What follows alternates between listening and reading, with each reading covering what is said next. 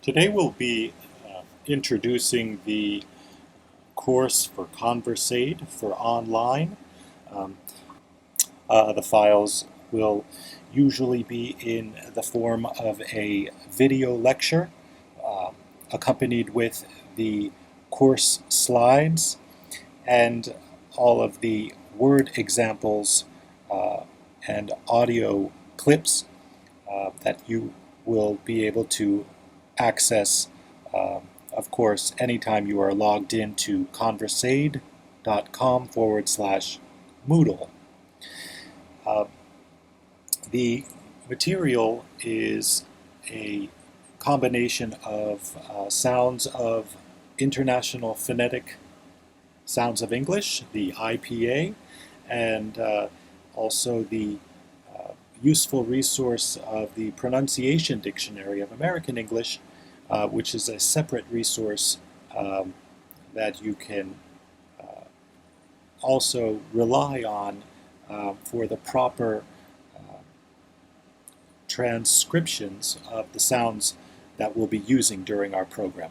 Of course, there will be some variation of the phonetic symbols and sounds that we will be using in this program. So, with that in mind, the course objective is, of course, to speak accent reduction, to use the principles of speaking with accent reduction, and to help employees or the participants uh, manage to employ or utilize the tactics or techniques during the LMS login. So they'll have time to learn about those techniques um, and have resources to listen to them and practice along with them. The training that we will be employing at this time will be training of various parts of speech that include all of the articulators. So when we are training the participant, we're actually training through muscle memory. We'll be focusing on isolating areas of the tongue, the lips, the jaw, soft palate, and the larynx in order to make these more pliable or coordinated in the process of reproducing the desired sound. And that desired sound is standard American English, also considered to be a Midwestern speech here in the United States. We'll be looking at the conscious as well as the unconscious language processing. When we talk about the conscious parts of speech, we know those to mean that the meaning of words, the actual vocabulary that's used, recognizing a language that's being used, and those are things we're conscious of when engaging in language communication. The other area that we will be focusing on in this program is the unconscious parts of speech, meaning the sounds of speech. So this is what we'll be really isolating and honing in on when we are offering or providing the word samples during the time of training, listening to an audio recording along with the reading of lists of words, perhaps phrases and sentences. We will be breaking down the sounds within those words. That is a very conscious task that we're doing, but it is the in so doing of the learning of the unconscious sounds that one would not ordinarily hear when having a conversation, for example, with someone. And these are the elements that we will be attacking during this program.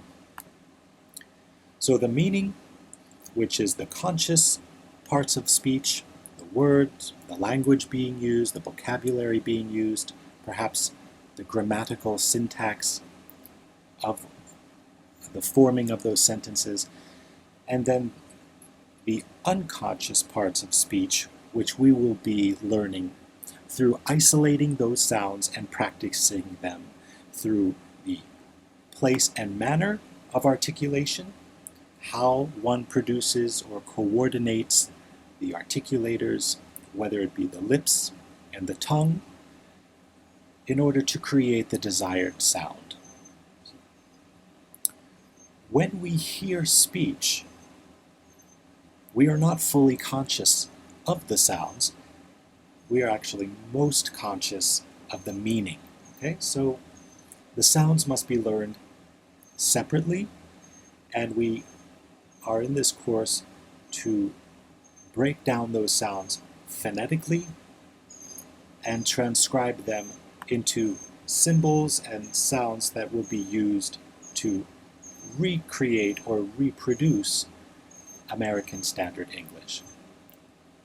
We'll be doing this through imitation of these sounds, listening, and recognizing the place and manner of how those sounds are created. Now, English is known to have two distinct accents. One is the British English, and the other is the US English, or North American English, also used in Canada. So we have, in fact, to determine what is the difference between these two types of English and the accents they comprise. Let's take a look at where the International English, or RP English, is used, which is mostly in the UK or British Isles, but it's also used in parts of South Africa, Wales, Australia, New Zealand, and Singapore. There's also parts of West Africa. Kenya, for example, English is also adopted as the first language. Now, in the US, the most American, or the mostly standard American sounds that we will be learning are usually focused in the Midwestern states. So Wisconsin and Illinois and perhaps parts of Missouri.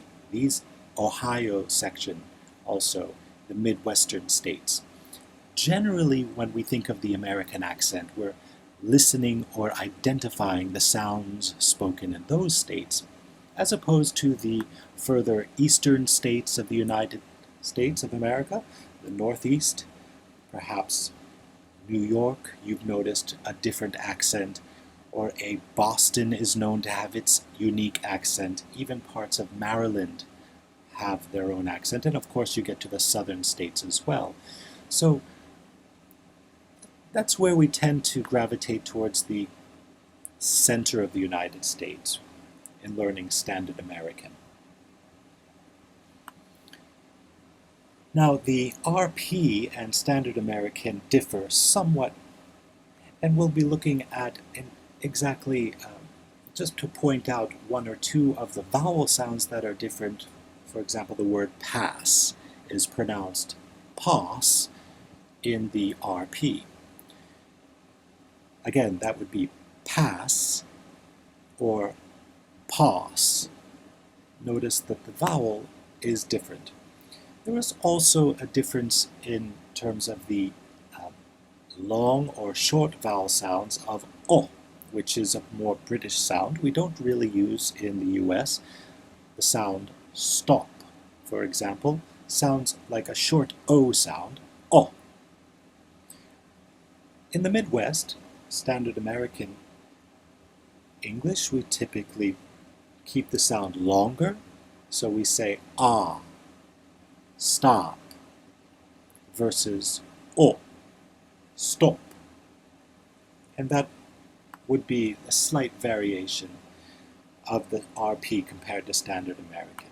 Also, the diphthong sound, or the R ending, as it's known to be a diphthong because it's R at the end of a word rather than at the beginning.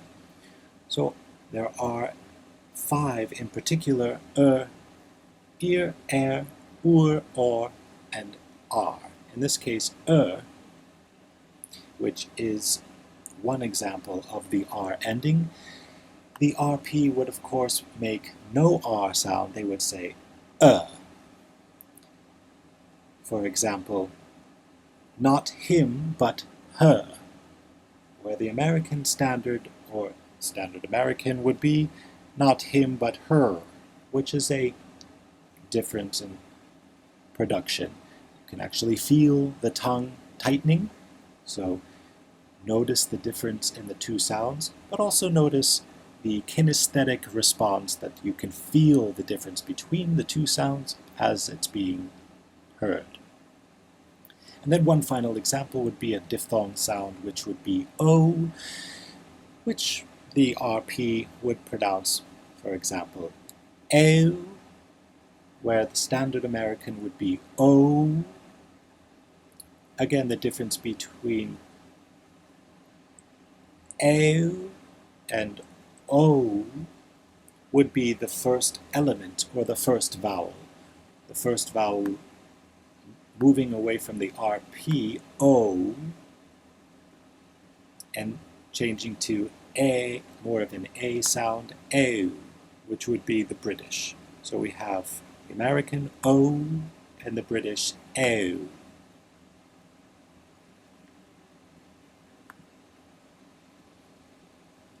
So these are the particular sound differences of RP and Standard American, and keep those in mind as we move forward. This concludes the course preface.